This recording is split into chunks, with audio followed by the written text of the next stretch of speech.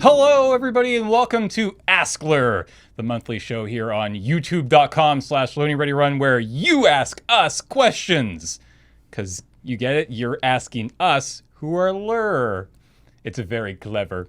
I'm James, and I am joined by Adam and Serge. And Paul is over on the board helping out today, asking us these questions. And yeah, we're all very excited to be here. But first, I want to thank everybody over on the YouTube at YouTube Memberships who asked these questions. If you would like to ask a question in the future, you can do so by heading over to the aforementioned YouTube channel that you're probably already on, because that's the only place you can watch this, and hit the join button and pay us $5 a month to, help keep the lights on and all that jazz. Plus, I just looked at the lights. You don't look at the lights. Plus, then you get to ask us questions here on AskLRR. And of course, everything that we do is brought to you by you over at the Patreon at patreon.com/LoadingReadyRun. Thank you so much. We really do appreciate it. I think we can just dive right into these questions. So, Paul, what's the first question? I'm taking a road trip in either June or July from a sleepy little town in Ontario to the hustling city of Winnipeg. What sort of advice can you give for finding nice little coffee shops to stop in that aren't just the same Tim's or Starbucks? Repeated ad infinitum. This is asked by Kieran Amaro, I think. I should probably get glasses. That's hard to read. Serge, how would you like to kick things off? Well, I'm wearing glasses, and then it's also hard to read. So okay, good. Yeah. Great. Awesome. Wait, can you see it perfectly? Yeah. Old Eagle Eye Savadan over there. I mean, yeah, I can see it. I can see it better now, but I think I'm squinting a little bit. It's fine. Anyway, Serge, what should they do? So, am I the only person here who Googles coffee shops before they travel, and then before hotels? Yeah. Before hotels? Before hotels, yeah. Well, you got to book a hotel next to the nice cafes, Do you right? ever spike a coffee shop that is a hotel? Not yet, but across the street. I'm very coffee focused when I travel for places, and honestly, the best advice, this helps more in the States, but it's not irrelevant in Canada. There's a website called Sprudge, Sprudge. Sprudge. I don't know what that word means. It sounds bad. Use it in sentence. Yeah. So it's sprudge.com, and it is basically just like a newsletter and news site just for coffee lovers. So like new cafes that come up. Another tip I have, and this is if you're looking for like the cream of the crop sort of places, is to Google barista competitions. So you're in Ontario, you could start with Ontario Barista Competition, then you can do the Prairie Barista Competition, and it'll give you a list of all the places that have submitted competitors and which cafes they're representing. And then you just Google where that cafe is. And that's big brain. yeah, and that's how I find like the cream of the crop. And my last tip is ask. I don't know, like if you find a nice restaurant. That's what they're doing right now. Not me. I thought you would have actually, because we knew the questions ahead of time. Presumably, you started this one. I thought you would have done the read. Oh my God! I would have laughed. I would not have put it past you to actually show up to this. Like pulled out a map of Canada and it's like, here's your stop based on an optimal time of no more than 4 hours between coffees.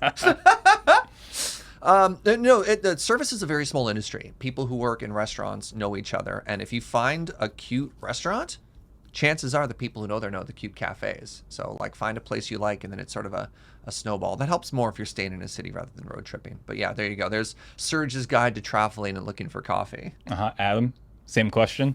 I'm just going to Jimmy's. That's what I would do. What I would do is when I got to Winnipeg, I would press on the gas harder. Just keep going straight west coast and get to Vancouver, and you'll probably find something worthwhile. Oh, hell yeah. Yeah. It's not bad, actually. What do you got against Winnipeg?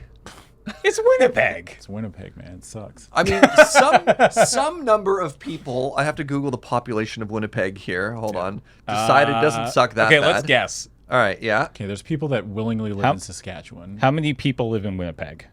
I'm going to say... Oh, in Winnipeg?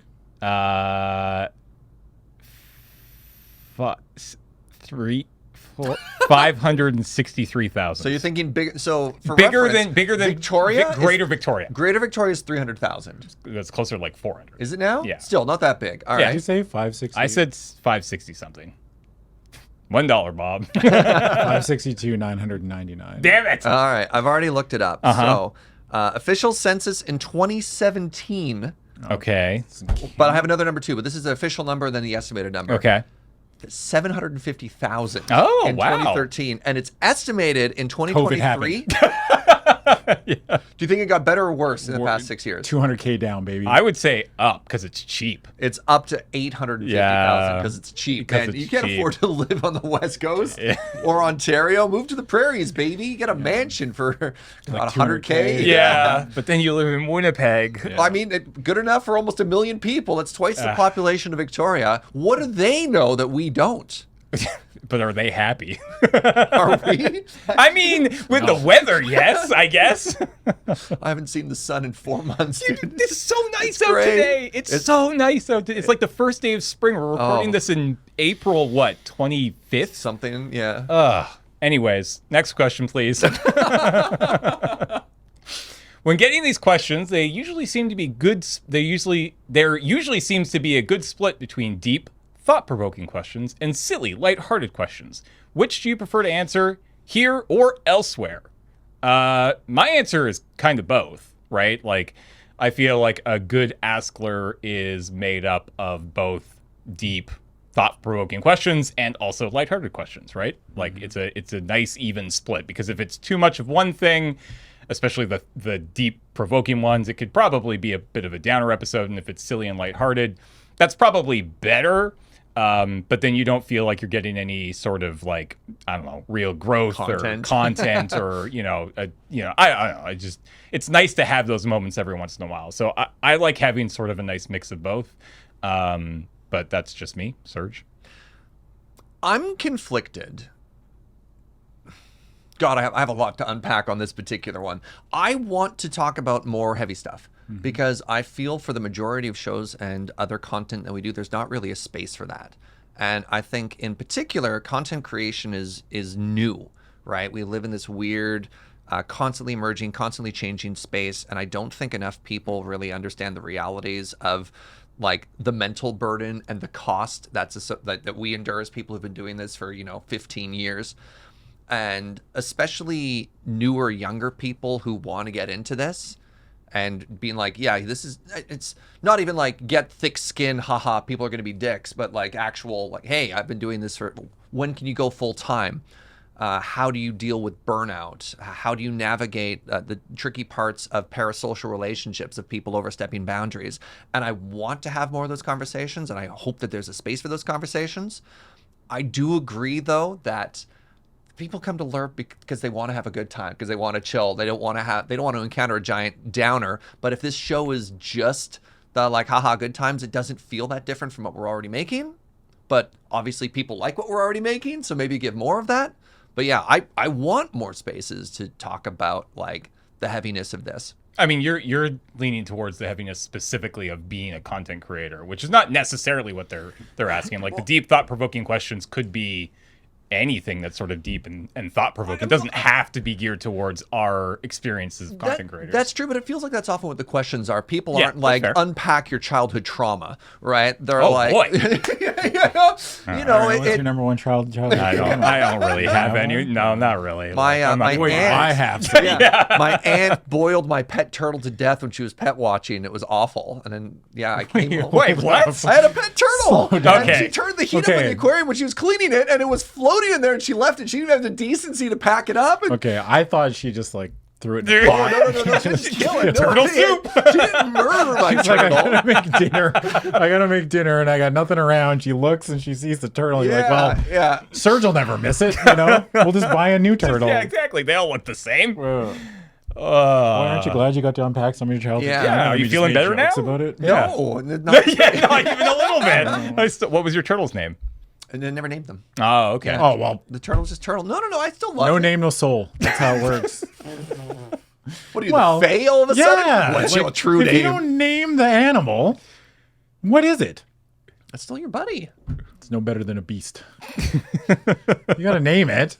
You can't just. What do you call it? I didn't. Don't play fetch with a turtle. Like, Hey, turtles are smart. they are smart.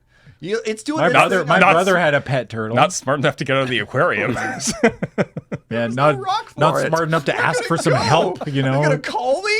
at no point the turtle raised its hand, was like, "It's kind of hot in here." It probably did actually. Yeah. Your aunt just didn't speak turtle. Yeah. Adam, you got an answer to this question? I don't think I mind either, really. I mean, the problem is that it's harder to ask the hard questions, and a lot of people aren't going to take that step because it's in text form, and they do run the risk of us interpreting it in the way that we are currently feeling. So that is harder, and it's more burden on whoever's asking the question than it is. I mean, you're just a username most times, right? Like, we see your username, but we don't have any like correlation, right? Like, we don't know that person, so we don't really like quantify that. We don't look at that name and be like, I know bassist soldier, you know?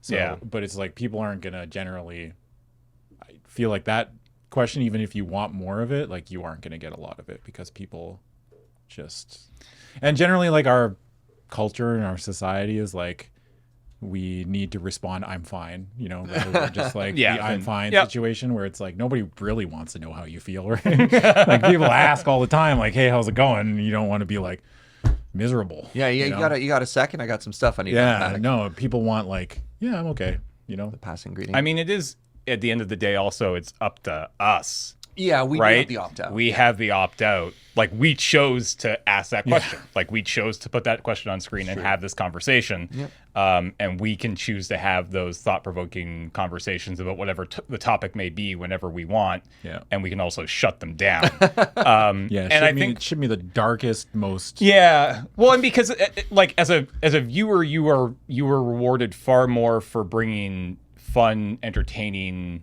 you know, silliness to a stream or a podcast or whatever, a YouTube comment section. It doesn't really matter. You run the risk of being chastised if you bring pretty tough, serious questions without being asked for them. It's not the place, right? Yeah, exactly. The Like, worst thing you can do is, if a tragedy happens or a celebrity passes away, don't bring that into a Twitch chat. Sure, ever, yeah. right? Like, Yeah. did you know the Queen died? I had to blacklist the word Queen. Like, what the hell is wrong with people? Why is that your first thought? You're like, oh, hey, this happy-go-lucky guy's playing Minecraft. Let's talk about the death of the Queen. You're like, no. All right, I have. Do you want to move on, or No, keep going. Okay, great.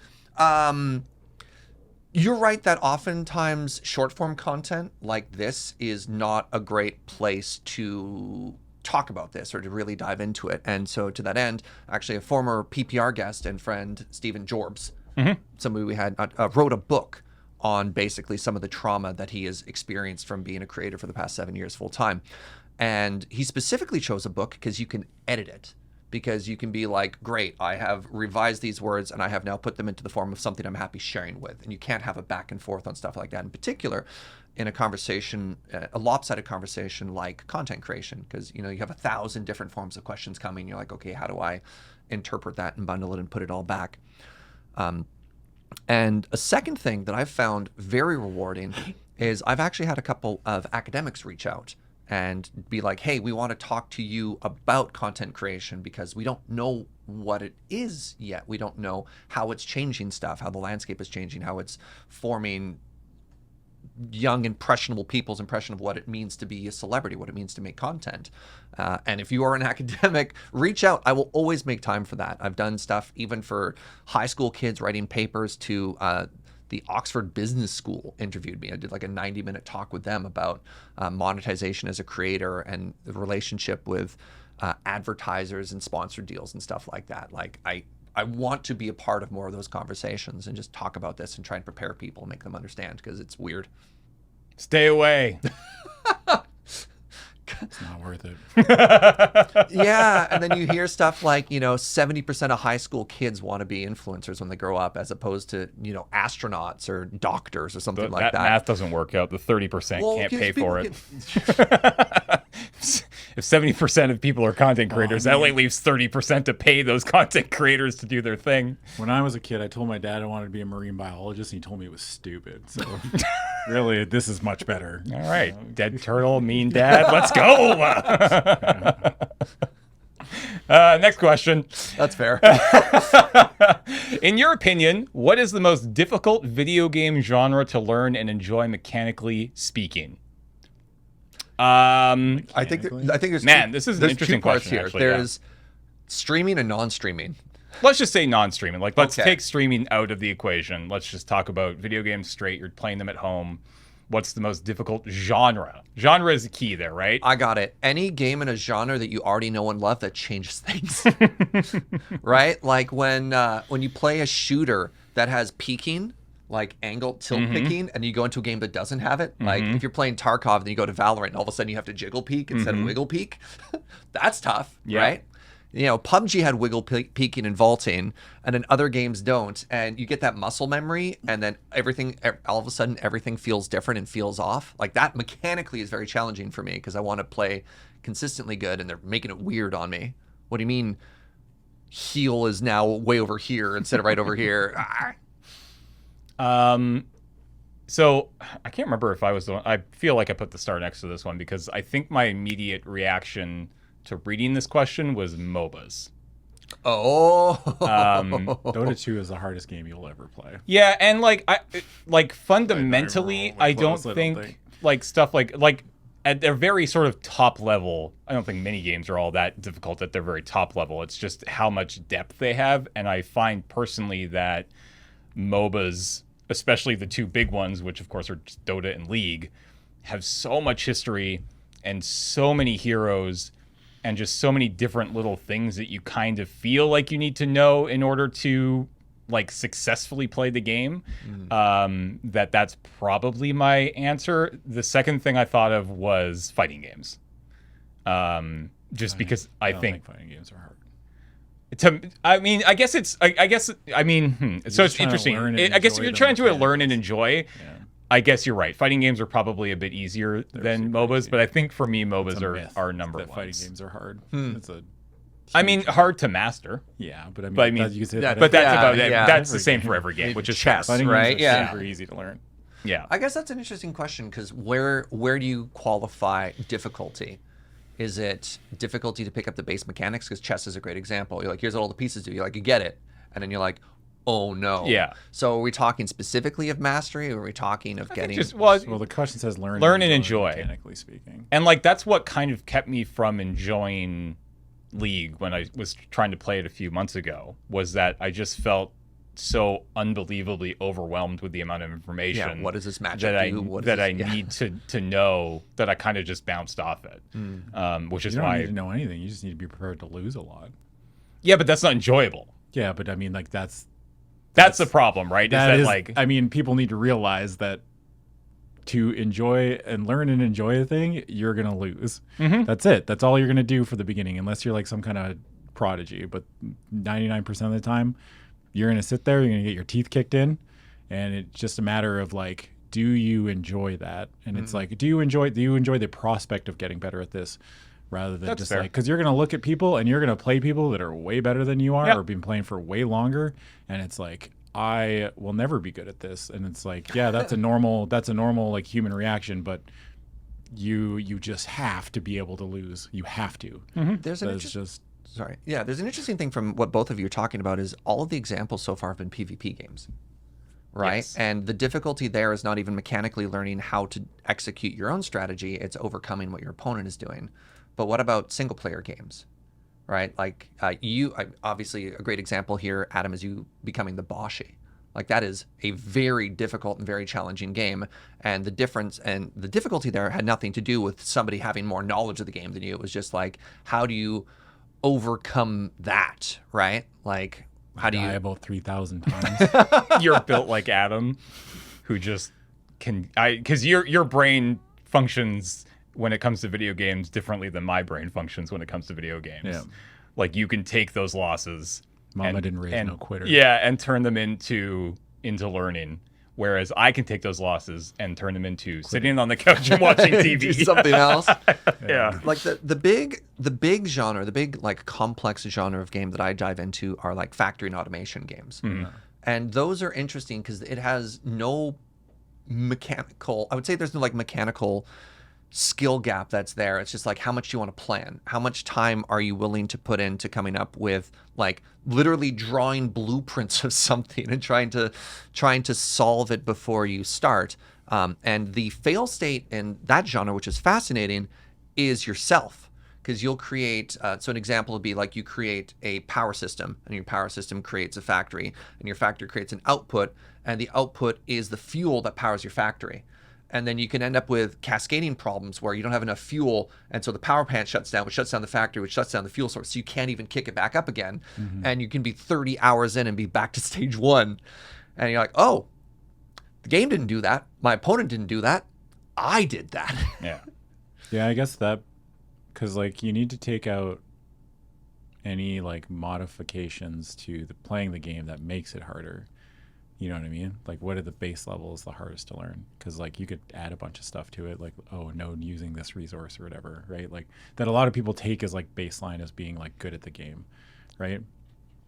So you need to have a game that's just like what game is on its like base level, straight out the box, is the hardest to learn, but also enjoyable, like fun to learn and enjoy, but also very hard, which is like that. My only answer to that is you just got to be willing to lose. That's it. I mean, thank God your one saving grace, I would assume, is that you're not a streamer, so no one sees you do it. I like that. Yeah. It's like that is a thing, and that's a very like, it's a hard mental block to get over when people are constantly seeing you fail, even though that's not even what they're thinking at the time. They're not like, oh, this person is just losing all the time. That's not even crossing their mind. But when you're going through it, when you're the person doing it, all you can think about is like, wow, I'm an idiot. Yeah. I'm a moron, right? Like, so it's like, yeah, you run the benefit of just being alone, so nobody sees you. I mean, your opponent saw you, but nobody cares. They don't think 2 minutes past whatever they just did. Yeah, they're like, I'm on to the next game. Yeah. So yeah, I guess like learning to adopt GG Go Next, like just like there's a point where you lose and you're just like, okay, what did I learn, right? But I don't know what I would pick as like the hardest. Like, I do like the answer we settled in. I did like MOBA. I do think that's challenging, and the difficulty there is twofold. One, it's a knowledge difference. Like, are you prepared to study?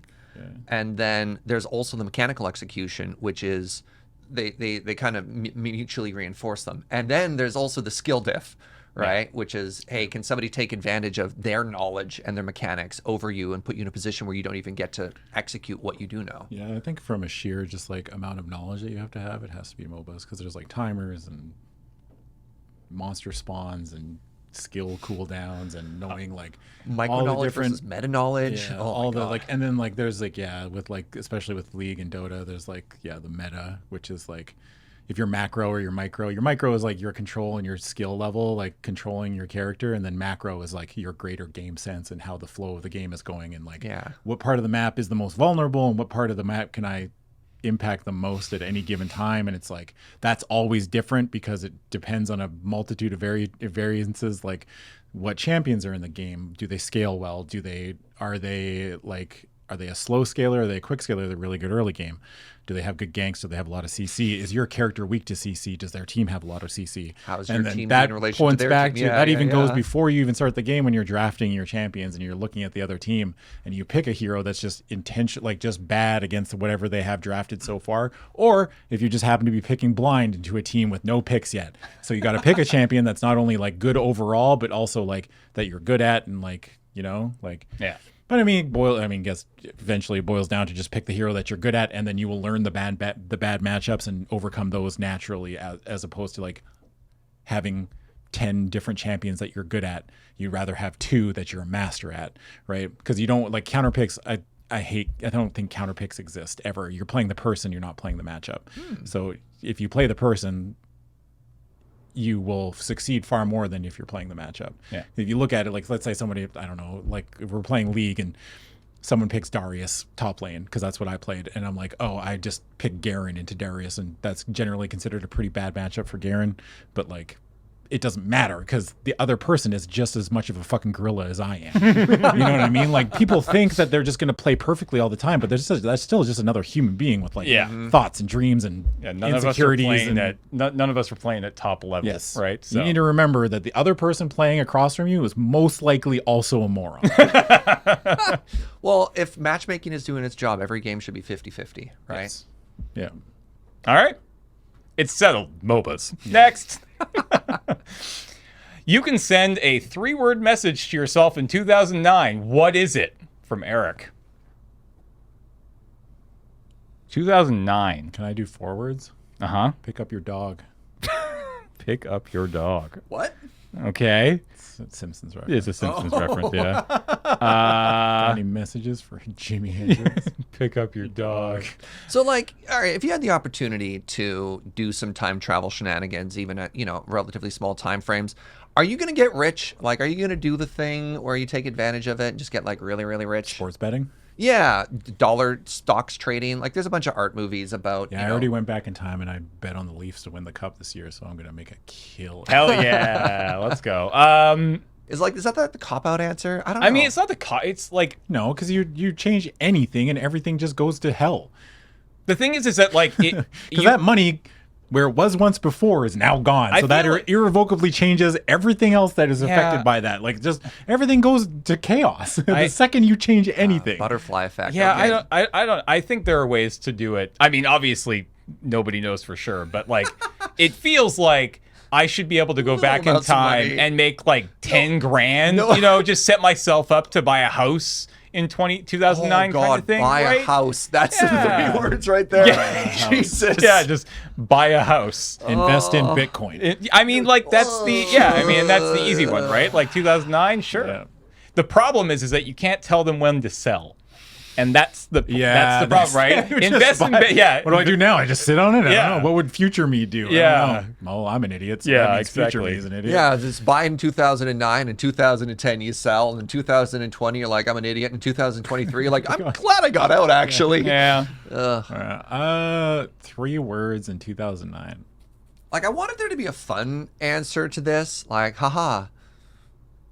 So go to therapy. Oh, there you go. That's what I would do. Go early, get it out of the way. You might think you're totally normal and well adjusted, but you're young. You just don't know. 2009, I just started dating Joe. We weren't even that 2009 is not that. I mean, it's a long time ago. 14 years ago. But we were ostensibly still adults at that point. Technically, mid-20s. I was not. I mean, neither was I. Yeah. I was working in coffee.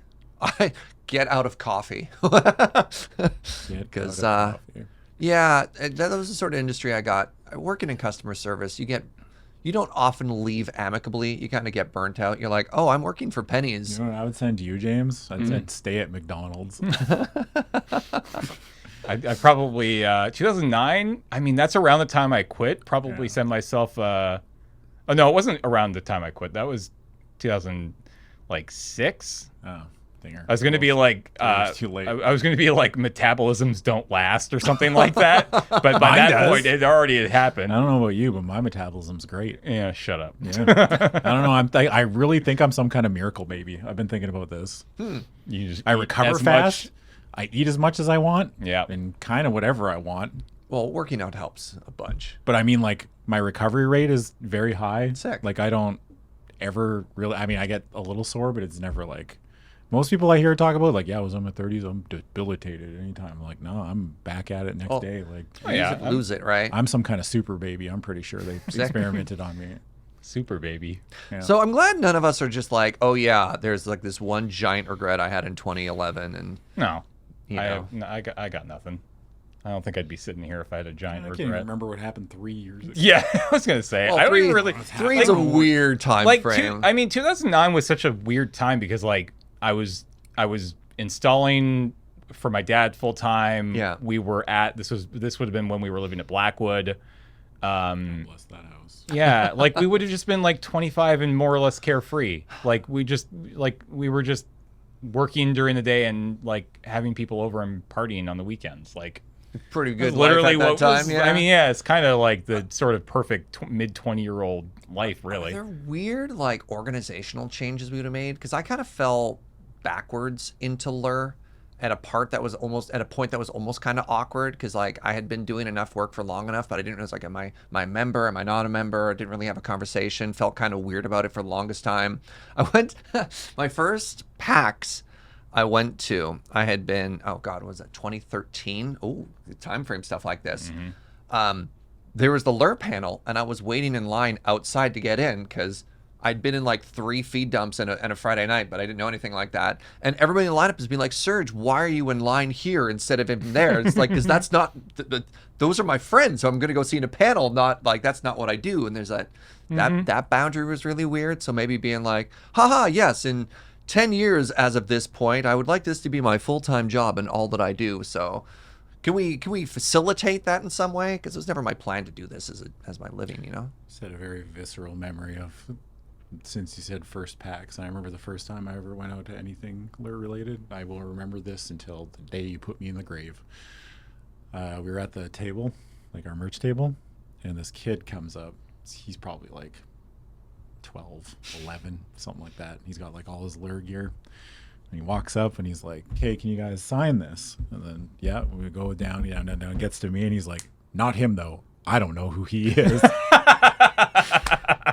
And I was like, you know what? Fair enough. Yeah. All right. Stranger danger. Yeah. Your parents taught you well. Yeah. I don't want this rando to sign my playmat. Yeah. You better hope I don't see you again, because I've been working out. So. Yeah. He's a lot stronger now. Yeah, Bigger, but faster. that kid's probably huge now too. You don't know. I take the gamble that They're like 6'20" and bench press trucks. So That's fair. And I'll die. I don't know. Yeah. Then we'll put him in the grave. It'll be poetic. Yeah, exactly. Next question. Yeah. All right. I think this is the final question for the day. We're at 32 minutes. Let's pad this out. When's the best time for coffee? Anytime. Serge? Anytime before 4 4. Yeah. That's actually probably fair. In my old age, and as somebody who has struggled with insomnia since my teens, I'd try and do little things to make it easier for myself. But if it's like 4:05, I'll cheat. I'll make myself a coffee. It's not a hard rule. 5? Hard out. Dangerous today. I know. Yeah. It's 4:05. I mean, like, I have my coffee in the morning. Yeah. And I will have You another. ever be like, Joe, you're dating a bad boy? And then you pour a cup I of need a coffee. second Yeah, coffee yeah, this yeah. morning. It's 4:05. 3 coffee day. Damn, baby. All right. Morning coffee. Morning coffee, and then if I'm on a evening stream, I'll have like a coffee at like 3:34. Like 3, Specifically. no, not 3:30 to 4 o'clock. Otherwise, I probably won't have another coffee. Or if I'm like at a coffee shop for some reason, I'll get a coffee. How many coffees do you think you could drink in one day? I mean, a lot. I wouldn't feel good. I know, but I don't know. Like if we're talking just like a regular mug of coffee, like 10 to 12 ounces. an you say 10 to 12 for a extra second. large coffee, whatever you want from like that equivalent from Tim Hortons. Oh, how many of those could I drink a day? Yeah. 2? You get $100 per one that you drink. Oh, now I'm drinking like as Math many as I changes, can. Yeah. I'll die, Yeah. $100 a cup. So Let's freaking go. when I used to work as a roaster, one of the things you have to do weekly is you Like really mean to people. yeah, you Yeah, suck. I get it. Yeah. You literally have to like crawl inside of the machine, and this coffee dust builds up, like a combination of the oils and the dust called the chaff builds up. And Please tell me where this is going, where I think it's going. I'm not sure. We'll see. Okay, So you crawl into this thing with like metal scrapers. You start scraping all this crap off because otherwise it's going to choke and it becomes a fire hazard. And when you come out, you're brown, like you're just covered.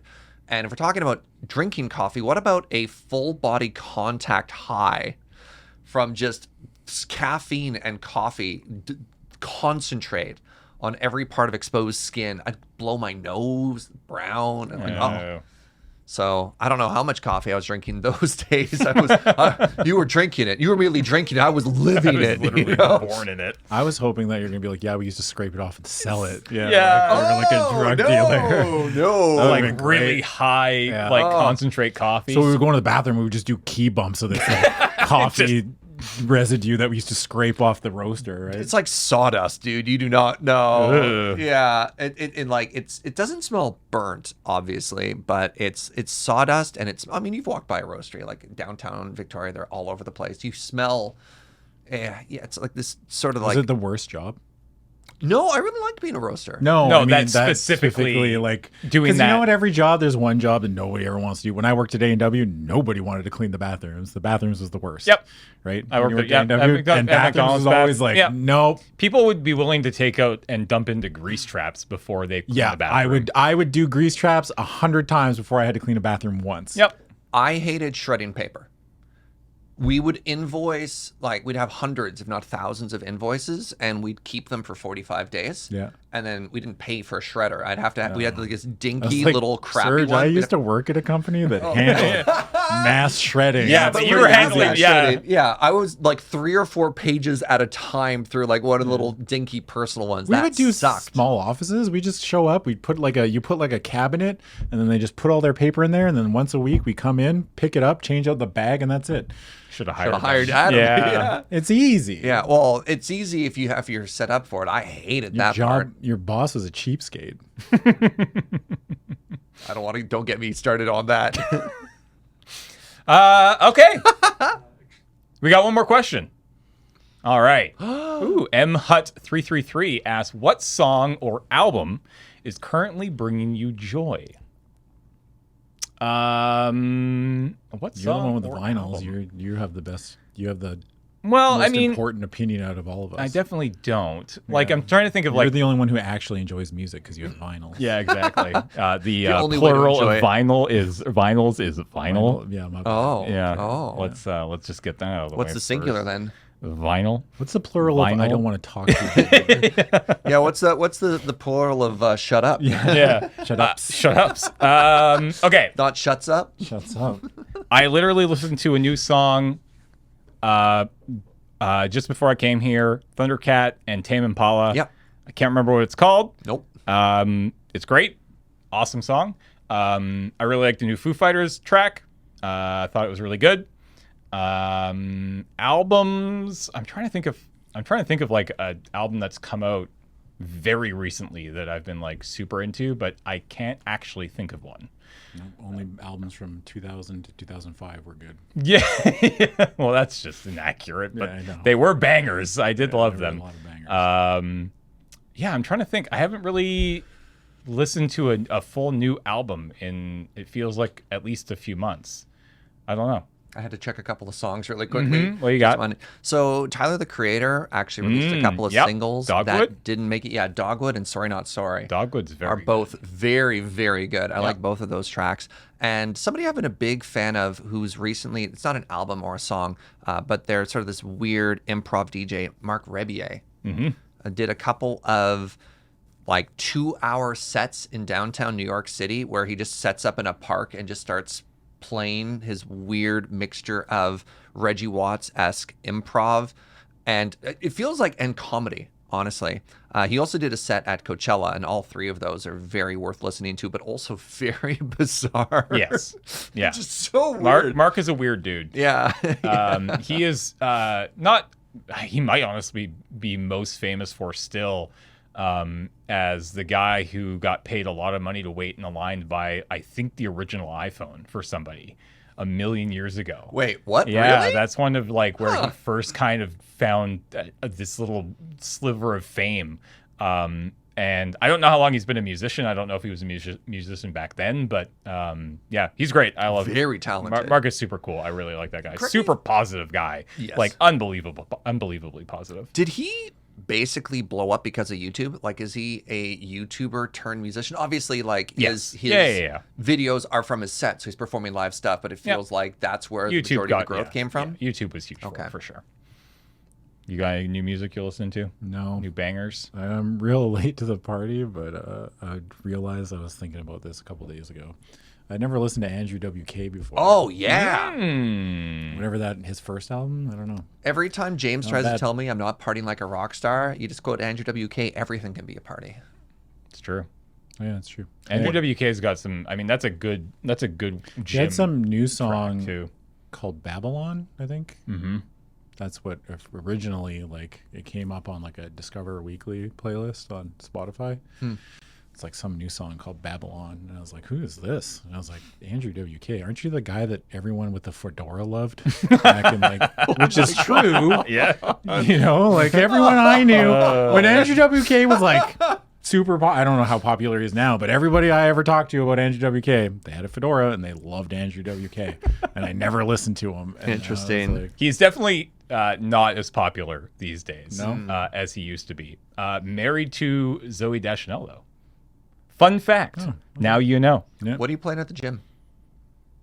I just go through my on repeat. I don't Do you have know- my phone. Yeah. Okay. I could go get it. Do you know who What I... genre though? Oh, it's a mishmash. All over the place? Let me Okay. go get it. Yeah, So yeah. the other day I was at the gym, or yesterday I was at the gym, and rediscovered that you can just listen to Girl Talk. Oh, yeah. And that's like almost hitting the cheat code at the gym.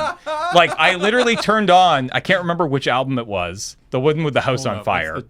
what's What was the name of that album? I can't remember. It's the one with the house on fire.